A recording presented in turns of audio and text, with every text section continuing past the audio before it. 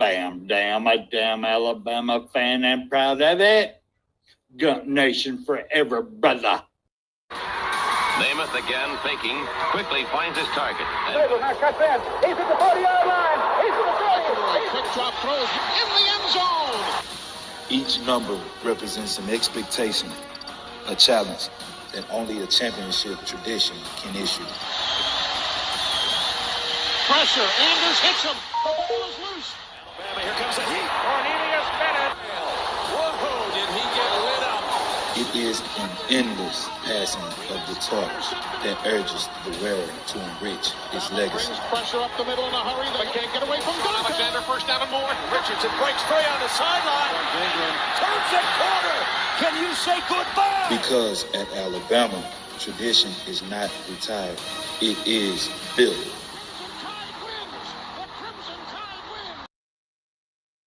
I'd like for people to remember me as being a winner, because I ain't never been nothing but a winner. Alabama defeats Miami. Calling as the season. This is not the end. This is the beginning. Roll Tide family, Roll Tide. Glad to see everybody up in here. Thank you, everybody that's going to watch this later on. We do appreciate y'all. Thank y'all so much. And just in case y'all missed it, we are Bam Damn, a damn Alabama family, and proud of it. Gump Nation forever, brothers and sisters. Welcome to the show. Welcome, welcome, welcome. But at this time, let me bring on the myth, the legend himself, Mr.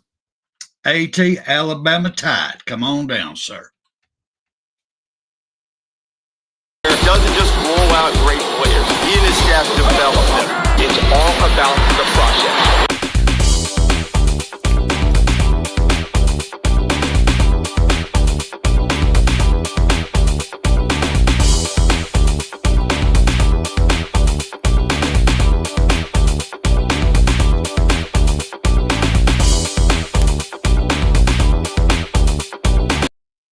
Hey, A.T. Road Tide, brother. How's it going, sir?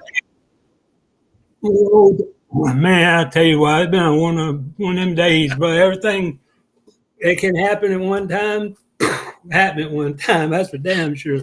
How you been doing?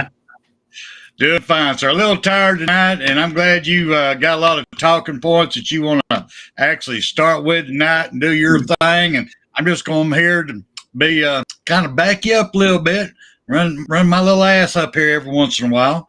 But with that being said, tonight's show header is put a bow on Vandy. As it sucked, we got to put a bow on it.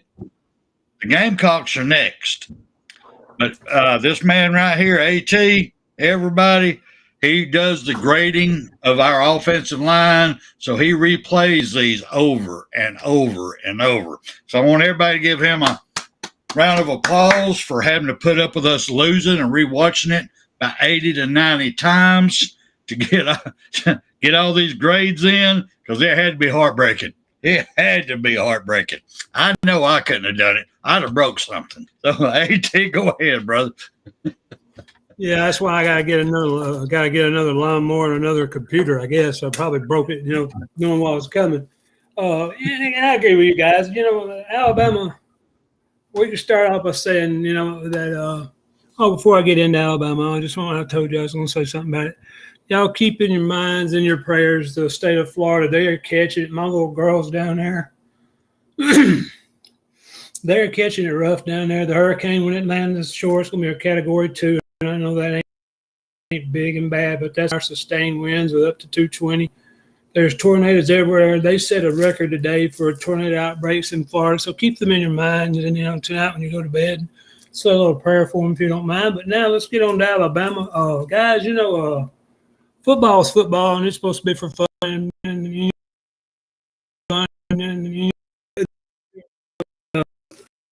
take care of, and Vandy is what you're supposed to take care of. You don't lose to Vandy, and we did. We're all mad. We're all tick-tock. We're all mad and wanting to throw stuff around.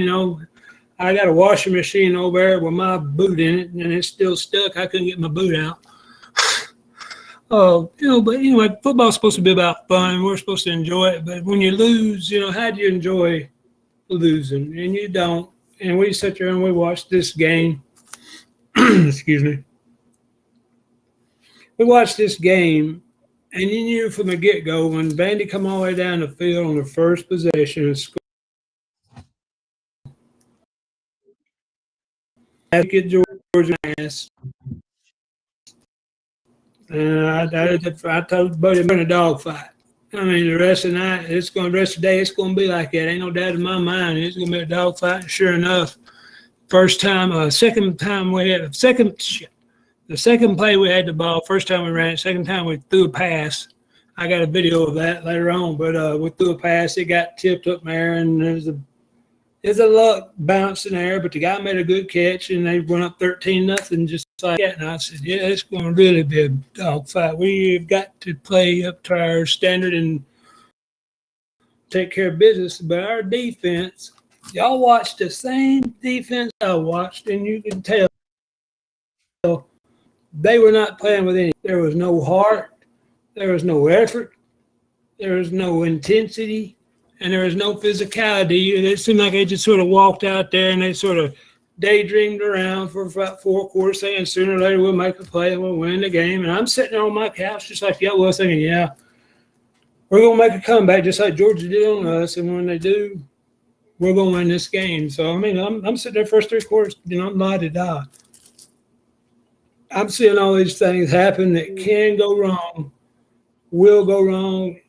The third down conversions, Vanderbilt was 12 of 18, and I think 4, if not 5 of them were on penalties. And I'm just watching this, I'm thinking, every time a big play had to be made it. It wasn't nothing. Getting beat, we're getting out hustled out, still right there. How? And I got the lineman grades on here. It ain't their fault. It's strictly the defense is not playing up to their capabilities, and or Kane Womack is not calling the defense to suit his defensive players. Their individual efforts is not to play as a unit. The swarm is not swarming. We're having trouble with defense. So, I mean, long story short, it ain't the offensive problem. The grades here, and when I read them off to you, you're going to see the grade in the offense. When you score, and me and Spencer talked about this one again before we come on tonight. When you score at the University of Alabama, you should win the damn game. I mean, there's no excuse. There's not one team out there that we could beat. We score 35 points on, we shouldn't beat. Not one. And here we are scoring 35 against the worst team in the SEC, period, in history, and they've never won a top. This won a top. Guess what? They'll have. Damn, I really do not want to be around anybody. And a friend of mine called me and wanted to talk. I said, I don't feel like talking right now. And I hung the phone up. Well, damn, if he didn't call right back. I said, I thought I told you I didn't feel like talking. And I hung the phone up and I turned the phone off. I just did not want to talk to anybody. I wanted to let this get out of my system before I said things to people I didn't mean, because I would have, man, I was damn mad, brother. I absolutely could not stand it. So, yeah, we get into this a little further, and we see issues that don't exist. Let me paper here. Here we go. All right, so if you go to the offensive line, Mr. Spencer, and we're grading it, I always start left to right because that's where I was. I played left tackle my freshman year, starting out, and then as a 8th grader, actually, as a freshman, I started 8th grader in high school. Go ahead. All right quick before you get started on the grades.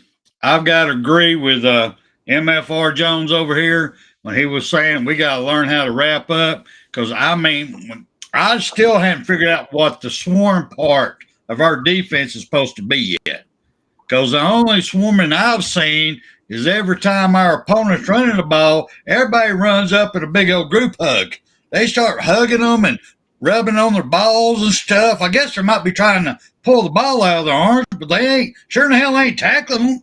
They ain't trying to, knock the ball out with a helmet or something. It's like a big old love fest out there. If that's the swarm, we got to get over that shit. Tell that right Amen. now. That is not I agree. Alabama. You show love after the game. You don't show love during the game. All right? So go ahead. Go ahead there, brother. I agree with you. Teach you that we got that touchy-feely kind of stuff. You know, you want the feel-goods, go out with your girlfriend. If you want to play football, go to the University of Alabama. If you want to make money, win and start at the University of Alabama. So I agree with you. You know, what you just said, it's all true. But, you know, again, my guys, y'all know, y'all been around long enough. Y'all know how I like to watch the offensive line because the game is won in the trenches on both sides. Either offense or defensive line. It's a skirmish line. They're always right there on the entire game. Either one side's winning, and then you can watch and you get an understanding of it. But do not listen to me now. Hey, don't follow the football. If you follow the football, you're not going to see what's going on. I mean, everybody's going after the football. Look where all the action is. The guy running the ball where the action is, that's a result of what's already happened in front of him so he can get where he is going. Don't watch the ball. You sit across the line of scrimmage and watch how it's going on the right and left side and how it's moving. And like a Whaley line. It's just all the way across.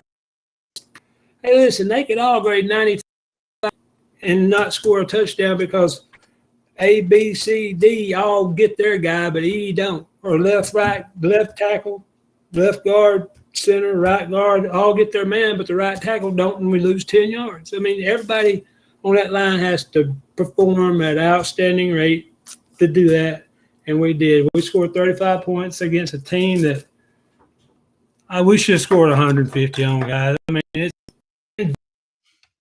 Vandy, more than Vandy, but damn it. You know,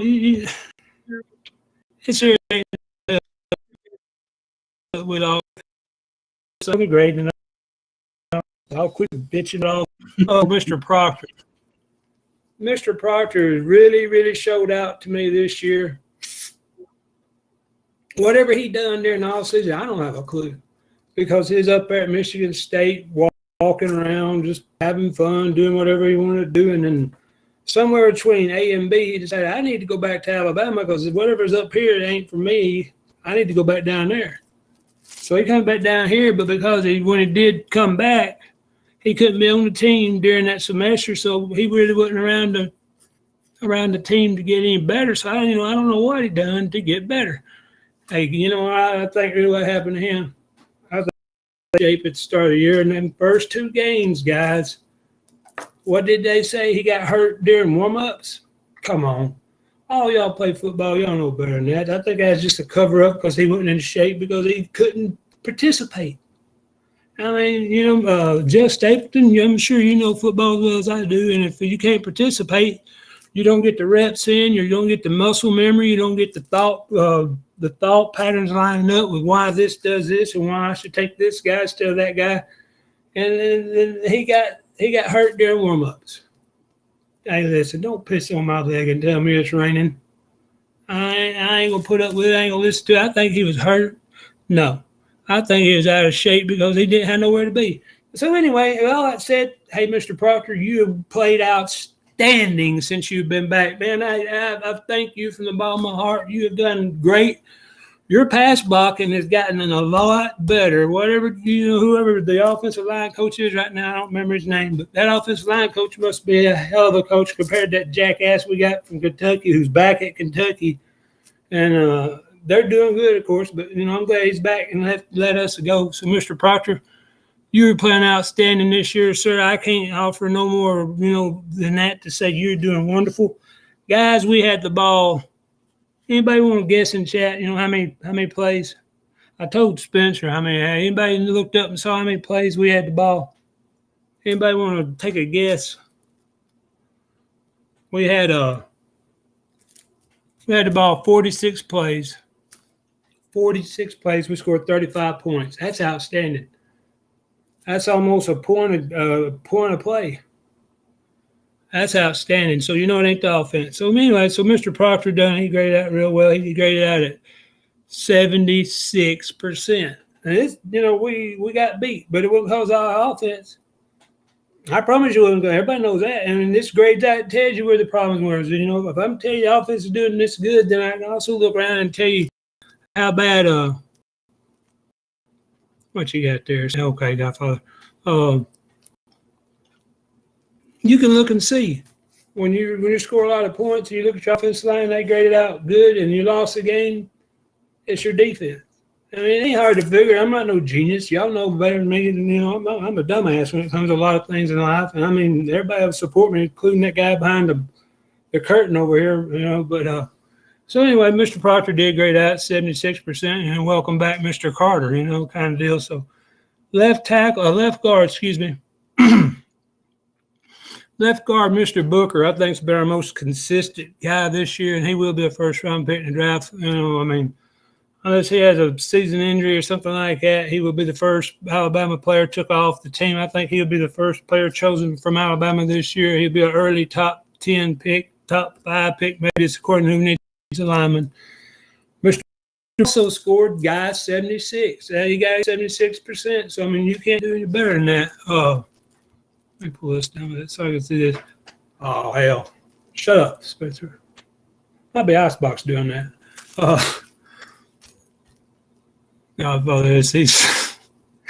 Okay. Anyway, so, you know, and then we had both of them guys graded out 76%, and you look around and you're trying to find out, you know, who else is doing good. And Brailsford, you know, I don't know, he's a little bit undersized when it comes to offensive linemen in the SEC, not the Pac-10 where he come from. With the SEC, there used to be a guy with the Dallas Cowboys named Mark Stepnoski. He's undersized, but he's one of the best offensive centers to ever play the game. The guy was outstanding, and he was about 40 pounds smaller than everybody else. Mr. Brailsford is not quite that much smaller, but he is smaller, and he's an athletic type of body, and he does real well. He scored out 73. He scored a 73%, which again, guys, 73, 70s and all that's winning football. That is winning football. There ain't a coach out there in the world tell you if these guys graded 76, 76, and 73 that we'd lose, they'd say, no, something's wrong with your defense. And or you're turning the ball over a lot, and or you're having penalties. Fucking penalties. Stop. Quit being a goddamn jackass. Stop it. Your fucking penalties.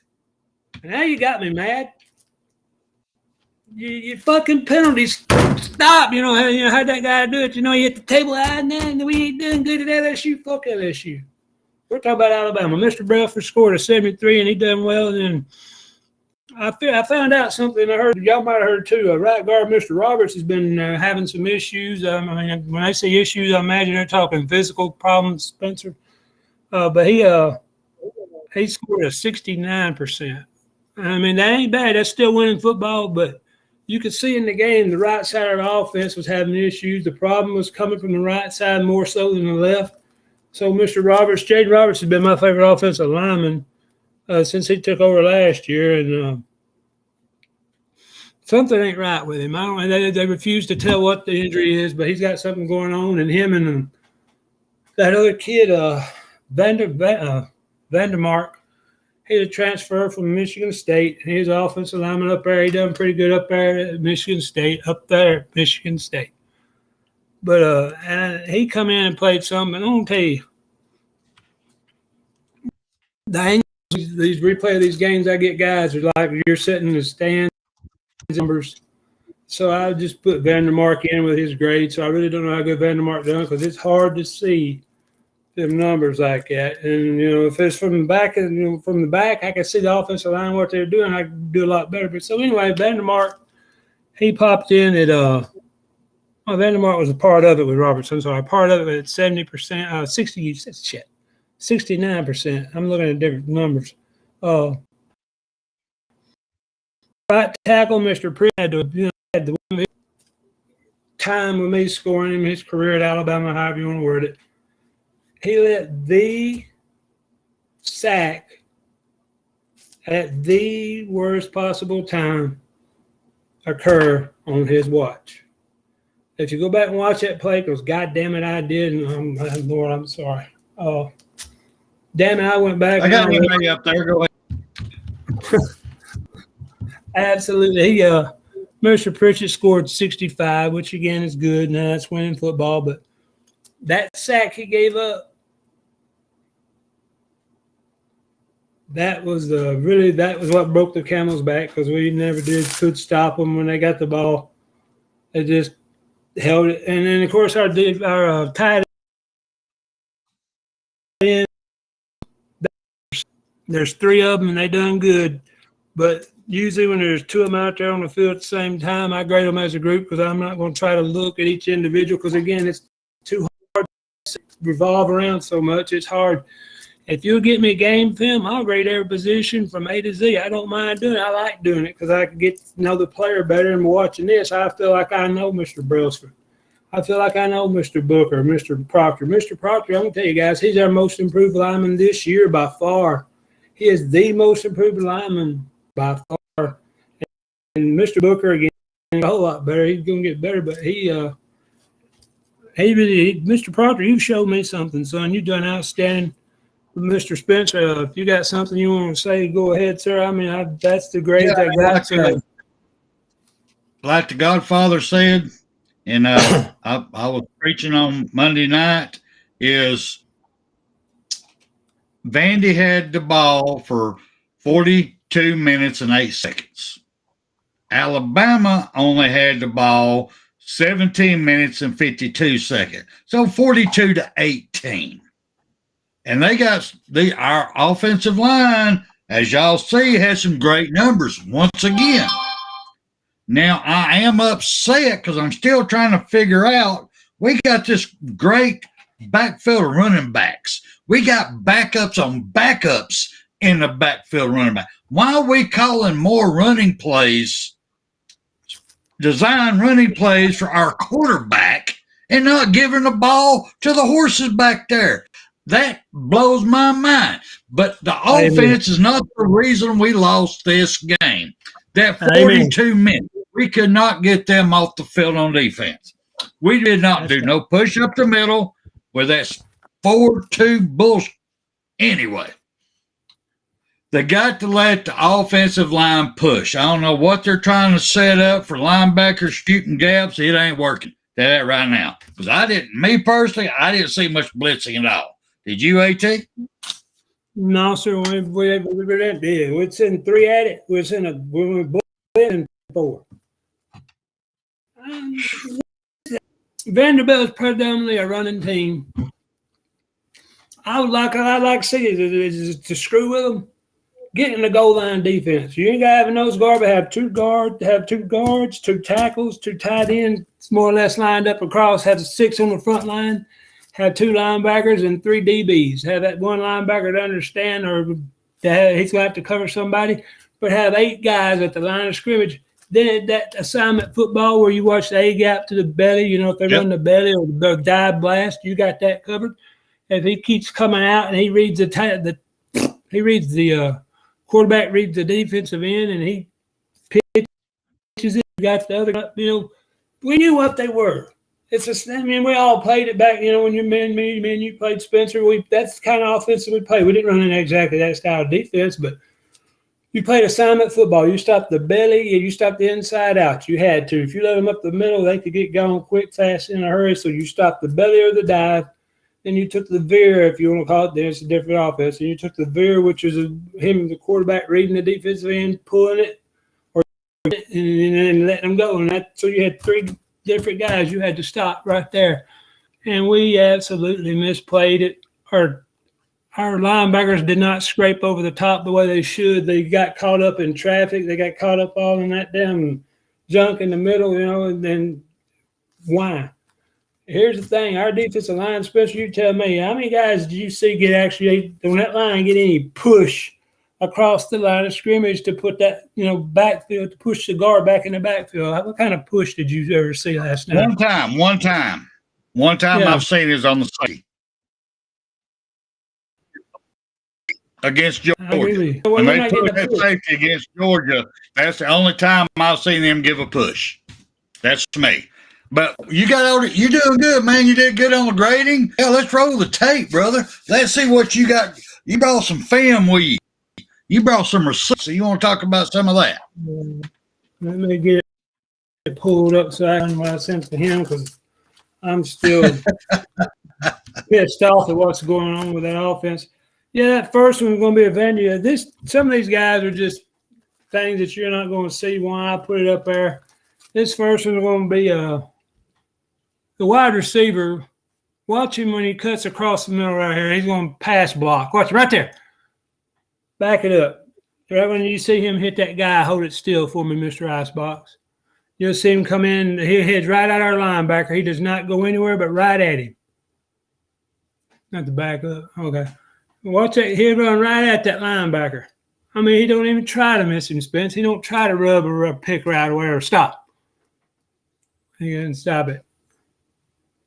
I want everybody to see what that receiver's doing. You could see right before he gets to him, you could stop it if you want to, because then you can see what he breaks down to block him. Look at him. Let's see if we can get a half a step here and get it again. Stop it. All right, you look at him. He's looking dead at that DB. He is not trying to run a route, and you know what's coming. So can you tap?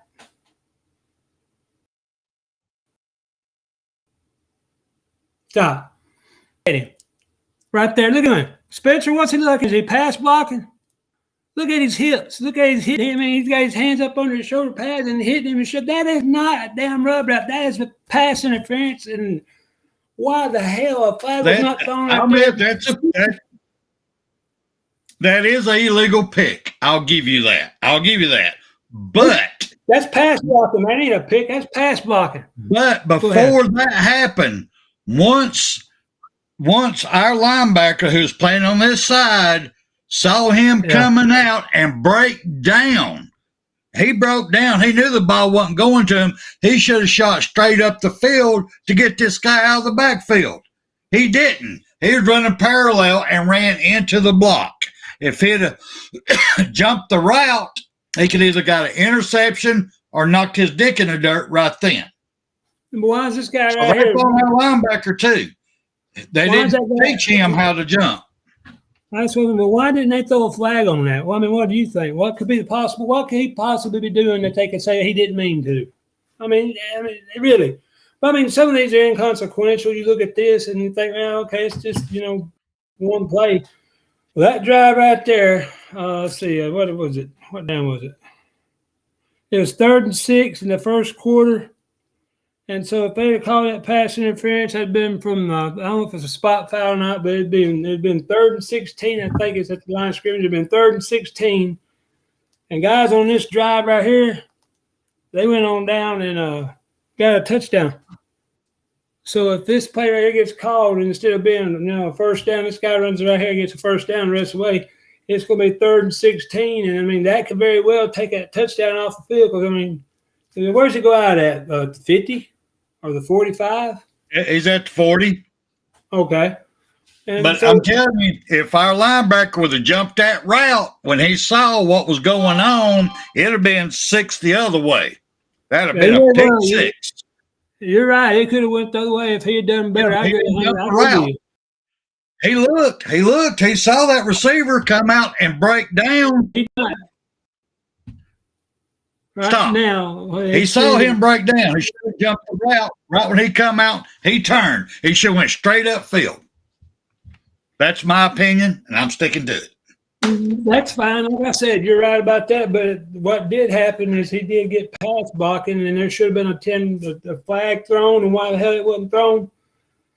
If anybody out there in the chat room knows why they would not have thrown that flag, let me know. Write me a letter and whatever. And if I feel you're right, I'll send you $100. But believe me, I ain't going to because you're not going to be right. The next one is let me see. Hang on a minute. All right, this is a pick six play. What I want you to watch is the defensive guy that's covering him. And watch how when he breaks on it, he gets there before the ball does. He really does. I mean, it ain't bad, but it is. He does get there before the ball gets there. And whenever you're ready, go ahead and run it, Mr. Icebox.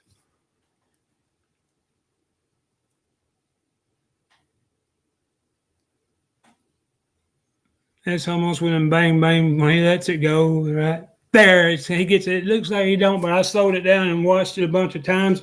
He does get there early, and he's on his back. And he reaches over him and he hits the ball with it. But it is pass interference right there. He hits him. Now that ticky-tacky there. That, yes, if you slow it down to that speed, you could say, yes, he did. But it could be ticky-tacky. That was a good defensive play. Well, that was good because it didn't get called. I agree with you. I mean, it could happen. I mean, you're right. I mean, that could be ticky-tacky, and I agree with you 110%. I'm just saying some of these plays are so close. When you play a close game, every inch like that right there counts. They were 3 inches if it had been 3 inches on the other side and 3 inches on the other side, that would have been a catch, but it wasn't. And again, you play football long enough, you win games you ain't supposed to, and you lose games, you're thinking, what the hell happened? These little bitty things like that right there, and I agree that could be ticky-tack. I ain't going to lie, but I agree with you 110%. It could be considered ticky-tack without a problem. But now with that being said, with them two plays, you see the difference where Vandy wanted the game. They were playing. He was breaking on the ball hard. He was coming in where our guy, the film before, didn't. He was just lag-gagging down the line and ran himself into a block. That's one wanted the game, one didn't. Watch the receiver. If it shows it, go ahead and let it run. Watch the receiver on the ground right here. Anybody else, that guy's gonna pick it up, but watch him, watch the effort. Look at everybody around him. That's the only one right there. I almost called him from behind another guy. But the one that got knocked down didn't even try. He got up half-ass. There's another angle of that same play. I didn't record on here, but guys, you could see him. He gets up and he kind of does this right here and says, fuck it, I ain't going after him. And, he intercepted, pass interference, whatever. And that's the attitude we had. We had a whole lot of I agree with you, Waylon. If we held the ball that long, we'd scored 80 points on them. Let's see what play we got here. This is Q Robinson, I think, the defensive end. Look at the guy standing up out there on the outside right-hand corner. Watch him when he comes in. This is the roughing the passer call. And if any of y'all think it's roughing the passer, you need to wear panties. I'll go ahead and out wide. Once again, conflict defenders. You're going to force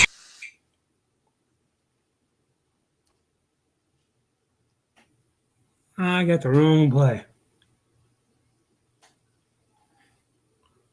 Let's see. Run that again, Icebox. I don't know what that was. I don't know what was that? You'll see it out wide. Once again, conflict defenders. This is holding. Watch. I think that's Malachi standing up, pointing in to the center, middle linebacker. Watch the guy blocking him when he comes out the block. I mean, he does everything, but but bear hug him. Go ahead. Defenders, you're gonna force you. Well, he'll come up right there. He's getting blocked. You can't see him right now, and you'll see him here in a minute. Watch him. He's yanking and yanking. I mean, and he's trying to get away from the guy. And during real time, Spencer, I know you can't sit here because that's bad replays, but this whole time, look at him. I mean, he can't get away. He grabs a hold of his arm right there, and he's holding him. Look, he's still holding him. He's got a hold of his arm, not letting him get away right there. I mean, but anyway. Hey, don't. And the guys, Icebox, don't move it. I want you to leave this right here if you would, Icebox, if you don't mind. I want you to see this. How does a defensive lineman? I want you to look over there in the corner right there, to your right, about middle, right above AT's head. You see that defensive lineman? How's he get that far downfield so quick? It's because he wasn't rushing upfield. He wasn't attacking to take that running lane away. He automatically fell back. For him to be that far back, come on.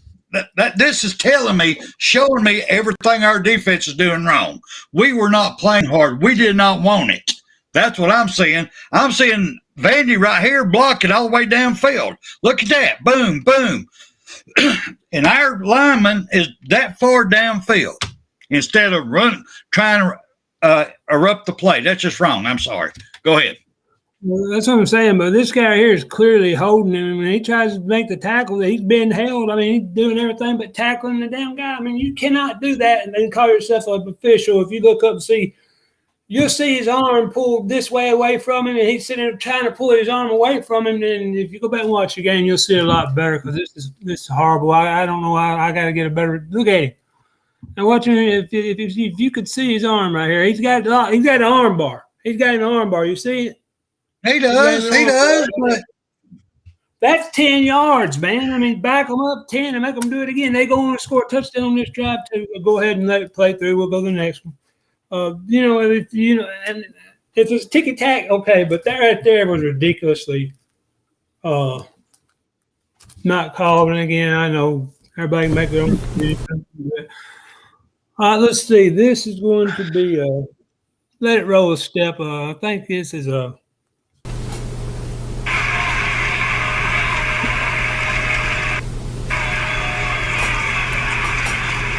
Hendrickers are white hat. Personal foul, roughing the passer.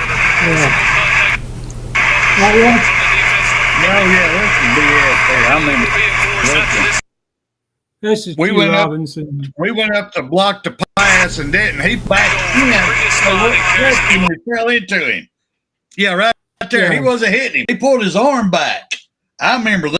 Yeah. I was cussing up one side back down the other. They called that And that's roughing. That's what I mean. They called the ticky-tack fouls that way, but when it come to ours, they didn't call them that way. They stayed over there on that side. I mean, that's part of the game, guys. You get some calls. That he hit him, it was where he hit him. Let it play all the way through the ice box. Start it over and let it play all the way through. Maybe it'll get some kind of semblance of a flow. Forceful contact. Forceful contact. Yeah, that's what I'm saying. What was forceful about it? You know, that's ridiculous. It wasn't that he hit him, it was where he hit him.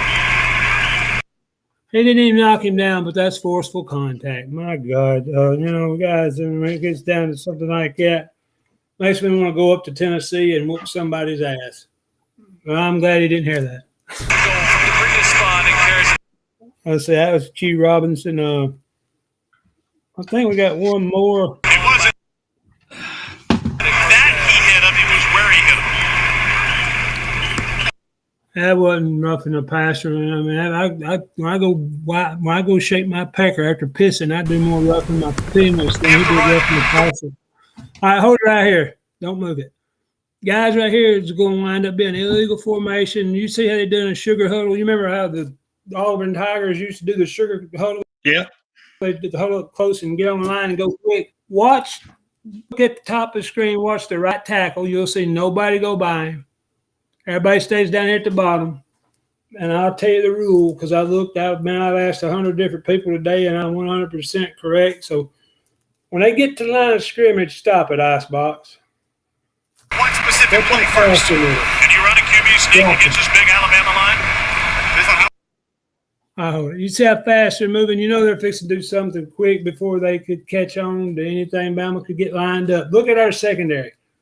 We got one guy running down here, one guy pointing ahead, one guy pointing at the ground, and the referee going, hey, you better get ready to play if they snap the ball.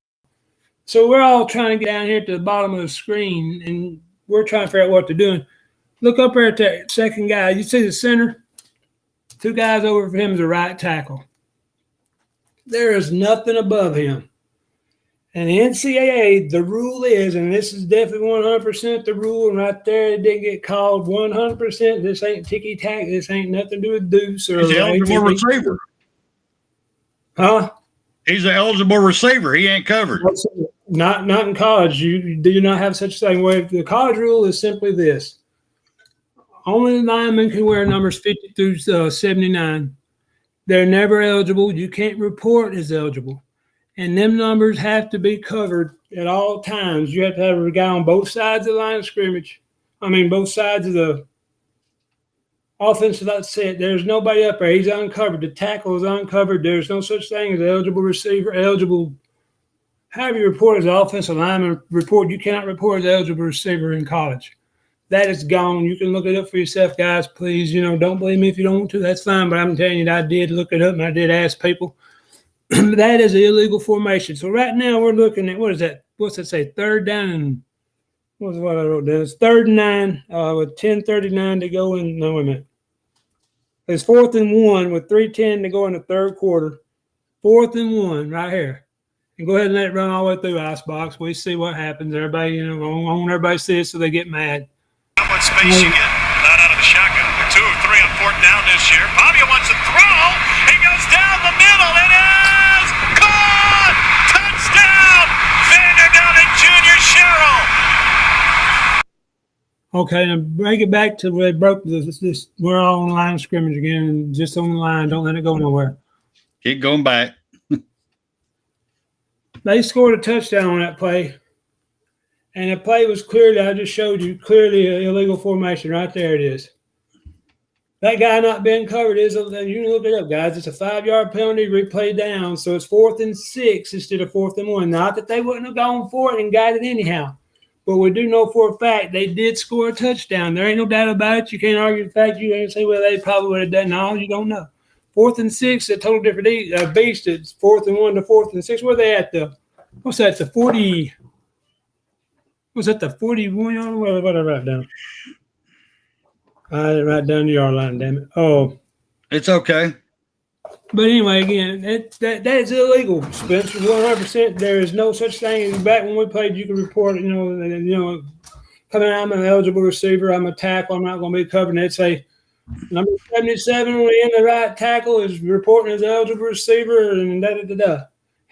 The referee had to tell that over the intercom. Did you hear this over the intercom? Did he report it as that? He don't, because that is no longer legal in the SEC. That's not legal in college football. They scored a touchdown. They scored. I'll give you that. I'll give you that. I'll give you that. I still disagree that the umpires caused us this game. I will say it to them. No.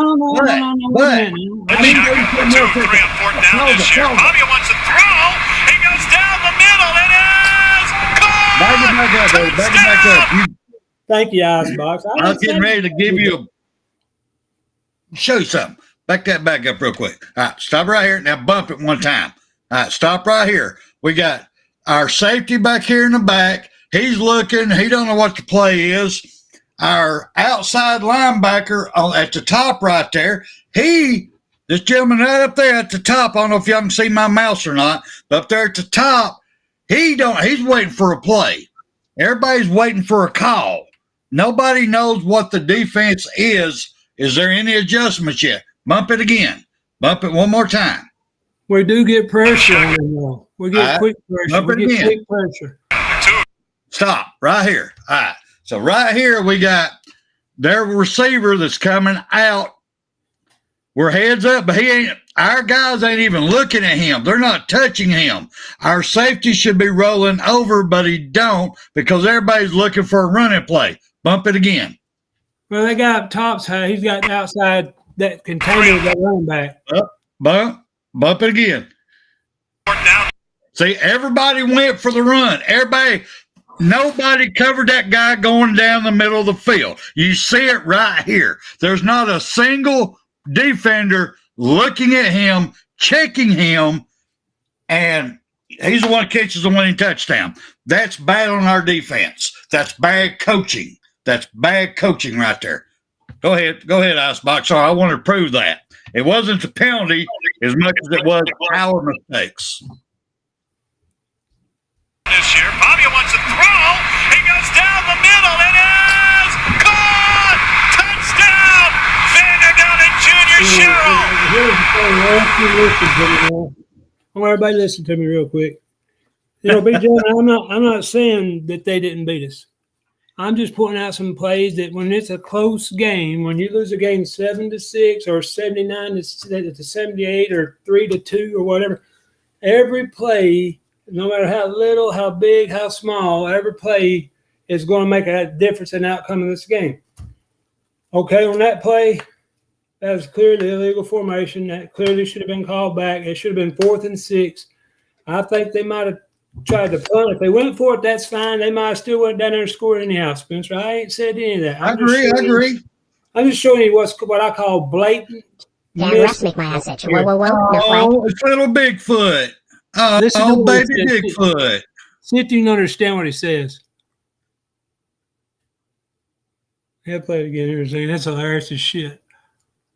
This is He's gonna hold on, but and so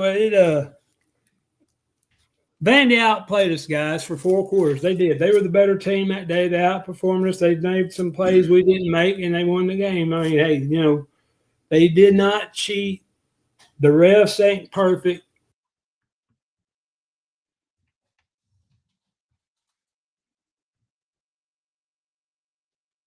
I lost volume. What happened?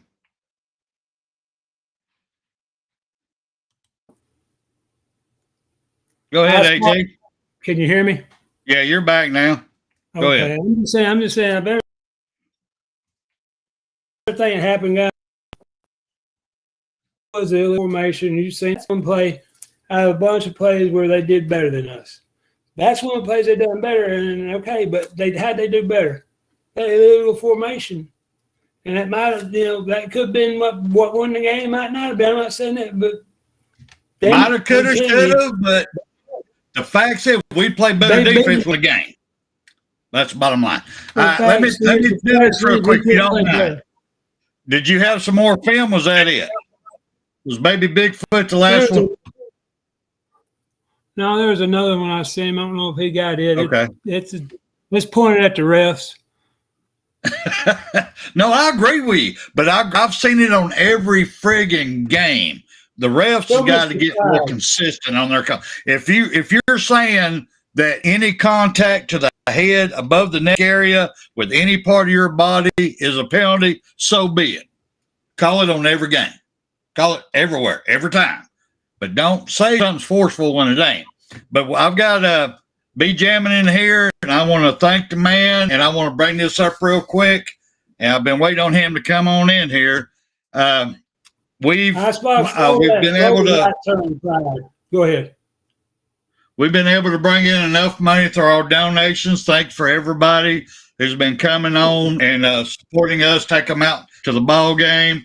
We was able to get enough money to come in that we was able to buy 2 tickets to the Mercer game. And I'm going to let me pull this up real quick. This is actual. I become a member of Alabama, and we bought 2 tickets from the University of Alabama.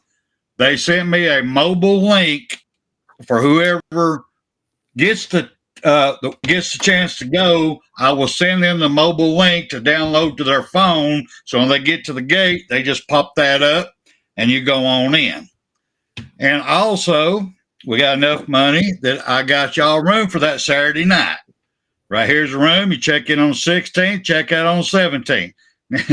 As you can see, them rooms ain't cheap right now, even for the Mercer game. That was $293 for that one night. But it is a king suite. It does have a couch with it. So if you don't want to sleep with whoever you brought, put their ass on the couch. But that's all the money we brought in. That's what we brought in. But also, we spent a little bit extra and got the insurance plan on it. So if it's a rain out, hurricane out, something goes wrong, you can at least get another ticket for another game, or if it's replayed. So we went ahead and purchased that. So right now we have 2 tickets, one king room suite for that night, and insurance on the ticket. Now, as we bring in some more money, if we can bring in at least a little bit more money, I will also get a prepaid at whatever we got ticket. If it's $75, $100, even $50, that I can mail you, so you have some gas money, some drinking money, something extra. But I can only spend what we have in the bank. But with this being said, I want to put it out here because I kept my word. I said when we started this, B Jammin fired me up on this one. His comments, he's never been to a home game at Alabama. He wanted to go. He fired me up. So I texted him and told him, all right, I got 2 tickets bought. I got all this bought, and you ready to go because I told you I'd give you the first shot. And he thanked me for it. He said it was awesome, but he's got some personal issues. He don't think that he'll be able to make it that game, and he told me to give them away. So for you, B Jammin, thank you. You're manning up there. I hope all your personal issues come out to be nothing. I hope it Yes, becomes sir. great for you, and you're going to get a hookup first chance that we get, and we find out everything's good with you. Whoa, wait a And then minute. Whoa. I will get you there, I promise. You ain't But getting with no that hookup being yet. said, I'm going to need everybody over here in the comment section, everybody that watches this, I need y'all to go to send me over to our email. Our email is bamdamsports@gmail.com. And I'll find that over here in just a second. I'll run across the bottom. Email us why you would like to go to the game. Email it over. And what I'll do is I will share it with our guys, everybody, our group, the horsemen. I'm going to share it with the horsemen, and we will vote on who wins. And whoever wins, we will announce it the week prior on the Pickem show, and I will email the person and get their information to send them everything they need. And just the name, all thing I had to do is make a phone call on who's checking in the room. And I just need one name, and I'll get all that set up for you. But I need you to email us, everybody out there that wants to go to the Mercer game. Now, these are the only ones available was upper level end zone tickets, just so you know. Look at what BAMA Sports is asking you. So that's what I got. So go ahead. What's BAMA Sports? I'm sorry, I'm running my mouth. What's he got? Icebox wants the tickets. He works hard. Guys, email me why you want them. We'll put your ass in there with a vote. I ain't saying you're going to win. There's no damn kissing ass around here now. You're going to have to give me a damn good story. Bigfoot ain't one of them. Just say. Guys, also, I mess with you, brother. I want to bring this up because I got it wrote down. I don't want to forget it. I'm going to ask y'all's opinion, what y'all think, why it is. Modus is, he's also like waiting, is doing good. He ain't getting to play this year because his knee been banged up a little bit. Why is he, if he's been hurt like that, why is he really not getting no playing time if he's healthy? What do you think's really going on? If he's not hurt, what is it? What do you think of this? You want me to answer that? Yeah, they ain't you want me to answer that. The guy behind you can. All right, good, because that's MA right here above me over here. Yeah, we about to talk about this one. I think it's more than that, because I'm a big supporter of my Mr. Otis. Like I said, and everybody knows me in here, I fought him since high school, and I was so tickled when he come to Alabama. Now, he was a freaking mountain of a man. He was bad overweight. I knew he's going to need a lot of work. But his first step, his hand placement with his first step made him unique. He was even at that 400-something pounds was getting in the backfield because he would push people. He just had that first step quickness. Now, he was a little slow after that because 400-plus pounds. He got to Alabama. He put the work in off season. He dropped a whole person. He got there. He was ready to go. He wanted to play. He fought. Yes, he got a little nagging injury. He did. But that ain't the reason he wasn't playing. The reason he wasn't playing because he did not, this is my opinion, y'all, my opinion. He did not fit the scheme that they're wanting to play on defense. They did not want nobody to push. I think they wanted people to hold up the line to create lanes for the linebackers to come through. I really think that's why. So, he ain't good at that. You send him as quarterback, say, go get the ball, he'll go get the ball. Again, on top of that, we got Malachi Moore acting like he did. He's been a leader. He's a two-time captain. He's diehard Alabama. We have a heart problem at Alabama right now. We have an attitude problem at Alabama right now. You got diehard workers who put all this friggin' work in that wants to be Alabama. They want Alabama pride. Then they see all the milking, the little pat on the backs, the pansy waist. Nobody's been pushed or, oh, here's you some damn ice cream. You got a fucking ice cream truck out there during practice. Oh, you hurting? Let's go there and get you some ice cream, son. Here, let me play you some music while you're going over there. And by the way, you're losing the damn ball game. When you score, I want you to dance like hell. It don't matter you're down 30 points. Sell yourself, because it's all about you, not about the damn team no more. You want to talk about shit, get me fired up. This kind of shit makes this fucking head red. I mean, I also throw something in there. Go ahead. While you're on that, I'm sorry. I'm right there with you. Hey, listen, we score a touchdown. We're in there jiggling, we're getting down and doing all this. We're down by this. We're acting like a bunch of fucking fools and idiots. I agree with 110%. That's bullshit. We come back from a commercial break. Number 16 or 19, and we're sitting there and they're laughing, having a grand old good time, and we're getting beat by 10 points, and they're having a good time. Okay, let's back up and see what it is. What's that word called? Culture. Nick Saban had it with them guys. They ever played. They worked to dominate their opponent every day. They got better every night. They slept quicker every day. They ate better breakfast every day. They tried to beat their opponent in every shape, form, fashion, way, and thought process that you could take their heart from them and rip their damn dicks out and shove it up their ass. Now we got Kellen DeBoer there. He's like, hey, when you make a good play, I want you to celebrate. Go have fun. Shut the fuck up. Come on, Kalen. The kid going and spike the ball in the end zone, go back to the side. Don't sit there and do it. Damn, please, son. I mean, great kid, you're going to be a great human. Don't do that. When you score, spike the ball, go to the sideline, and with your friends. Don't do that damn choreographed shit with the other two guys down there and doing all that. And absolutely pissed me off. Let's see, what was the other thing? I had to write this down because I knew I was going to go off a damn deep end on some of this stuff. We're getting close, so go ahead. Well, that's what I'm saying. When you look at it, they's laughing and touchdown choreograph Malachi Higby. Malachi, thank you for apologizing and being a grown man, for stepping up, admitting you done wrong. You showed your ass, son. Everybody has their moments of weakness. Everybody does it. So here's what I want you to do. You're a leader. You've been there since Saban's been there. Teach them how not to do that. Teach them to be winning every play. Try to win A, B, C, D, 1, 2, 3, 4. And act like you've been there before when you score a touchdown. Have fun. What's fun, Spencer? Is winning fun or scoring a touchdown and getting beat fun? Winning. Winning. Winning. If you want to win, winning, that's fun. I don't need to celebrate and act like I ain't.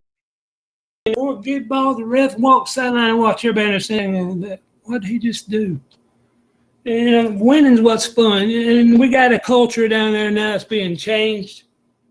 Mr. DeBoer, you're a great coach, but you cannot be their best friend.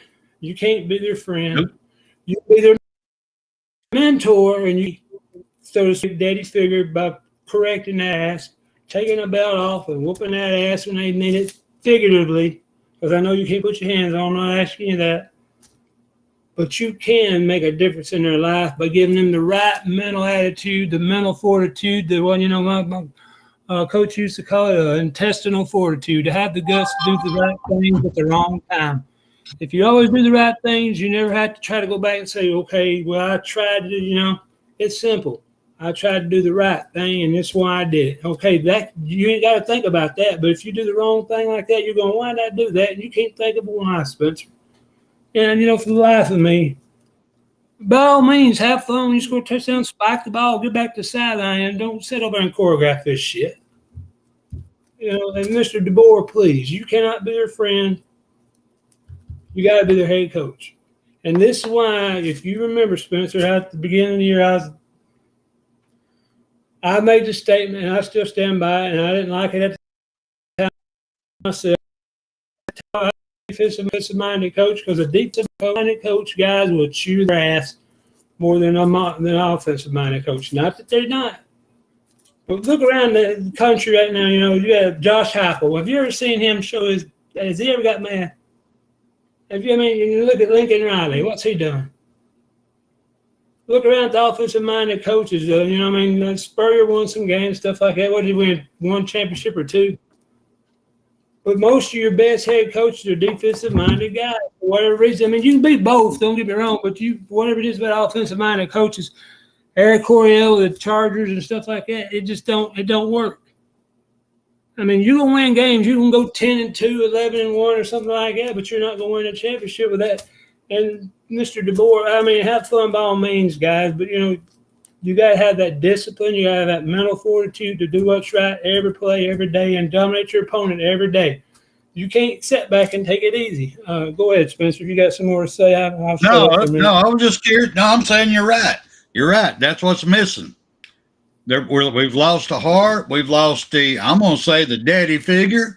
We've lost they're wanting to be a best friend now for some damn reason. I mean, just because they can make as much money as you're making as a coach now, don't mean they're your best friend.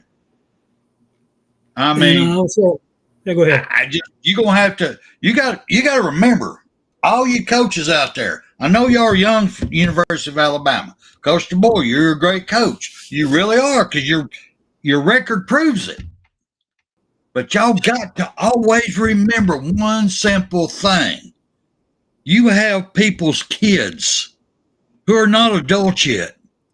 I don't care if they're making $1 million in NIL deals. They're not an adult yet.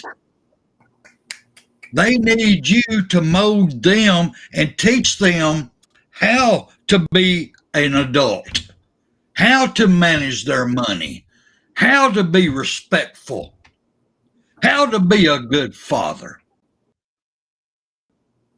I mean, ask Kirby Smart with all his people getting tickets left and right, disrespecting the college over there. Look how everybody's talking about Georgia being so damn undisciplined. We're going down the same path. So, Alabama coaches, if y'all looking at me, if y'all are looking or even listening to this, please remember your number one job is to teach these young men, women, depending on your sport, how to be successful in life. Yeah. Get an education, number 2, and then go kick somebody's ass and win, number 3. That's my say so. We're right here at the end. You got any last words before we get out of here? Yeah, I got some more words here. I watched a couple things on TV this week, and I tried to avoid TV like a plague because I knew these SOBs and these other MOFs and these MFRs and these JHAs and these DICKs were all going to run and get on there and jump to run and go, well, Alabama got beat. Y'all run around like it's 4th of July and it's Christmas and all this. Like y'all did all these great things. Vanderbilt beat us. Hey, Vanderbilt, you won the game straight up 100%. There's some plays I was just showing, I didn't like, but y'all beat us. You outplayed us. I'm not making no excuse. And anybody in there in the chat room, you hear me say it now, they outplayed us. They beat us. They deserved to win the game. But I was watching some shows this week, and Stephen A. Smith, he loved Nick Saban. Oh, man, Alabama, man, how good we were. He's Alabama, and Nick Saban, Alabama, Crimson Tide. He gets that weird look. He looks like I forgot that guy's name, that voodoo guy that looks weird as shit. But he get on there, and he loves Alabama. He talks about Alabama. Let me tell you something. Stephen A. Smith, shut the fuck up. Just shut your fucking mouth. Hush, be quiet, shut up, leave it alone, go. Just shut up.